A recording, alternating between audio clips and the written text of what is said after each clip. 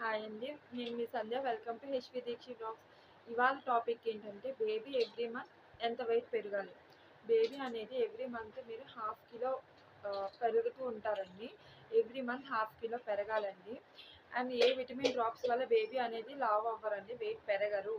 మీరు protein food తింటుంటేనే baby weight పెరుగుతారు. మీరు ప్రోటీన్ ఫుడ్ తింటే పాలు అనేవి ప్రోటీన్‌గా మంచి ఎనర్జిటిక్‌గా వస్తాయండి. బేబీ అనేది వెయిట్ పెరుగుతుంది. అలా వెయిట్ పెరగాలి కానీ వాళ్ళంతలో వాళ్ళు వెయిట్ పెరిగిపోరు కదండి. మీరు ఫుడ్ బట్టే వాళ్ళు వెయిట్ పెరుగుతారు. అండ్ మైల్ స్టోన్స్ చూసుకుంటూ ఉండాలండి. ఏ మంత్కి తగ్గట్టు అలా మైల్ స్టోన్స్ చూసుకుంటూ ఉండాలి.